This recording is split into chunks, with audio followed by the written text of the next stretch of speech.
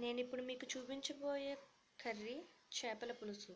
ఇది శుభ్రంగా కడిగి పెట్టుకున్న గుడ్డాకరాయ చేప ముక్కలు, ఉల్లిపాయలు 2, పచ్చిమిర్చి 4, చింతకాయలు, వెల్లుల్లి రెమ్మలు 6-7 సరిపోతాయి, టమోటా 1, కారం 2 స్పూన్లు, ఉప్పు రుచికి సరిపడా, పసుపు చిటికెడు,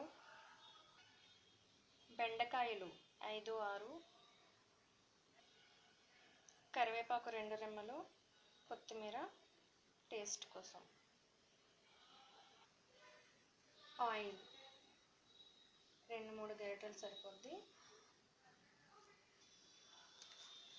మనం ప్రిపరేషన్ చూద్దాం. మనం ఒక మిక్సీ జార్లో తరిగి కోసి పెట్టుకున్న ఉల్లిపాయ ముక్కలను వేసుకున్నాం.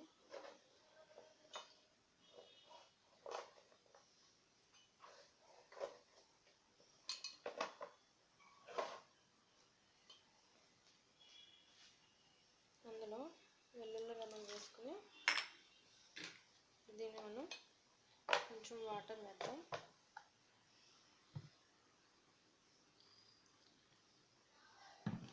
దీన్ని మనం మిక్సీ గ్రైండ్ చేసుకుని పక్కన పెట్టుకుందాం.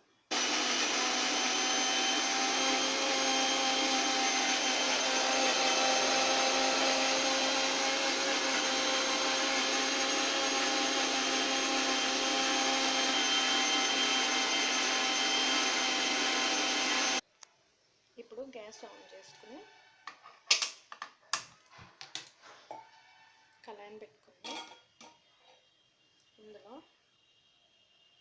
1 గ్లాస్ వాటర్ వేసుకుని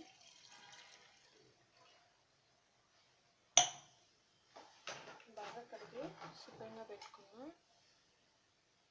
చింతకాయ ముక్కలు వేసేసి వీటిని ఉడకనివ్వాలి.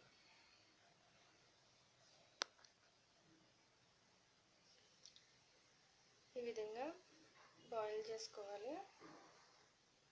అది బాయిల్ అయిన తర్వాత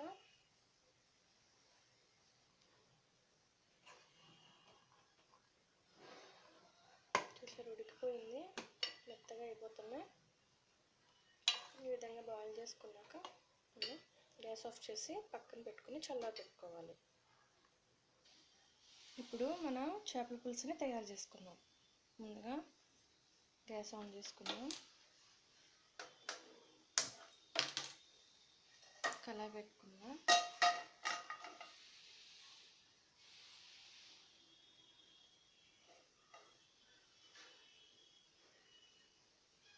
కళాయి బాగా వేడెక్కాక ఆయిల్ పోసుకుందాం.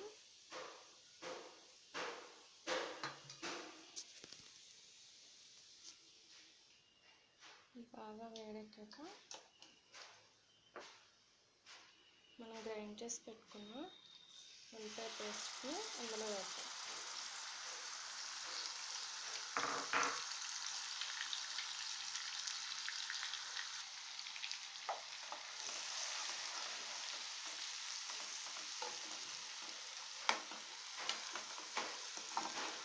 తర్వాత అందులో మనం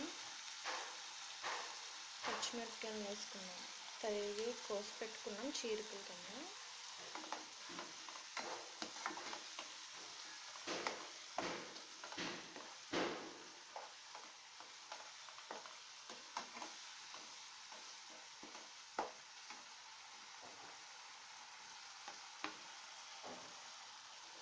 ఈ ఉల్లిపాయ పేస్టు బాగా పచ్చివాసన పోయే వరకు ఇలా మగ్గించాలి.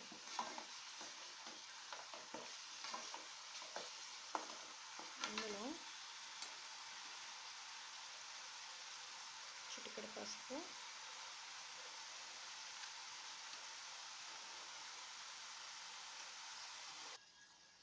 చిటికెడు పసుపు వేసాక బాగా కలుపుకొని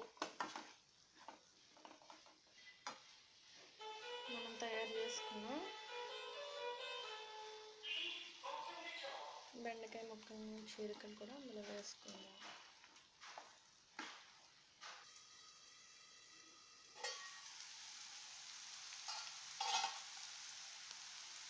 మన ఉల్లిపాయ పేస్ట్ బాగా దగ్గరికి పడింది కదా,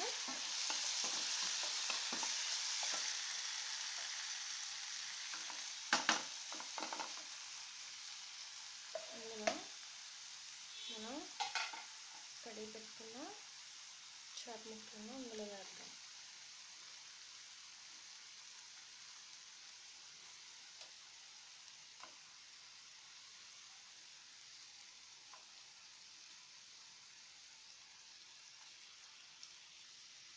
ఇప్పుడు ఇందులో సాల్ట్ వేసుకుందాం.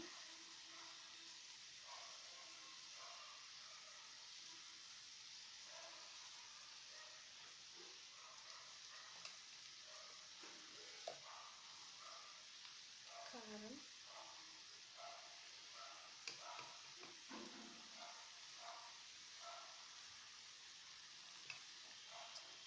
నేను మీకు ఇందాక చెప్పినప్పుడు ధనియాల జీలకర్ర పొడి చెప్పడం మర్చిపోయాను. ధనియాల జీలకర్ర పొడి కూడా ఇందులో యాడ్ చేసుకున్నాను.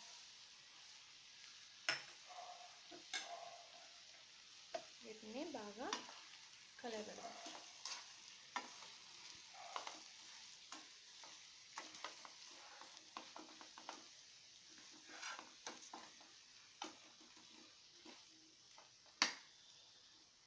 ఇందులో టమాటా ముక్కలు కూడా వేద్దాం.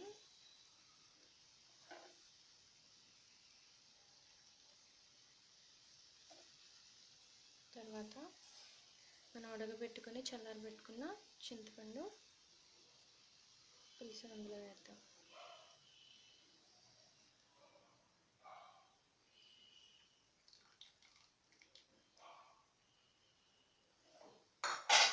పులుపు ఎక్కువ తినేవాళ్ళు పులుపు ఎక్కువ వేసుకోవచ్చు, లేదంటే పులుపు బాగా మీడియంగా వేసుకుని ఉంచుకోవచ్చు.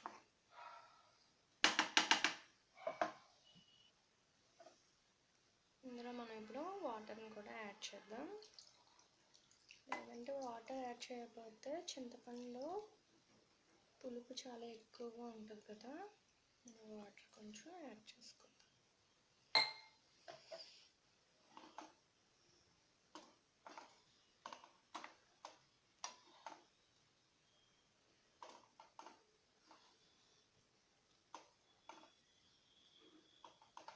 మనం సాల్ట్ వేసాం కదా, మళ్ళీ చూసుకోండి, ఒకవేళ టేస్ట్ సరిపోతే మళ్ళీ కలుపుకోవాలి. అందులో ఇప్పుడే కొద్దిగా కరివేపాకు వేసేసుకుందాం. ఇప్పుడే ఇది టేస్ట్కి బాగా మరుగుతుంది. ఇప్పుడే వేసుకుంటే మరిగినప్పుడు బాగా టేస్ట్ బాగుంటుంది.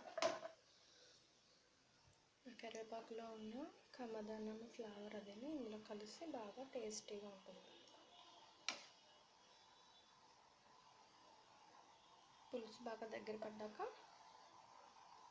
మనం సర్వ్ చేసుకుందాం. మన చేపల పులుసు రెడీ అయిపోయింది.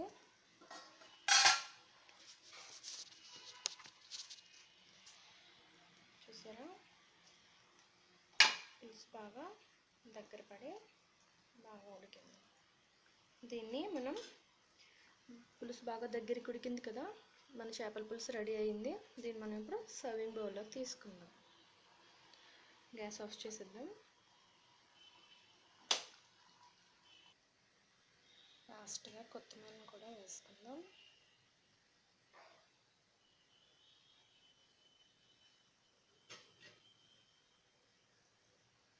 మనం సర్వింగ్ బౌల్లోకి తీసుకుందాం.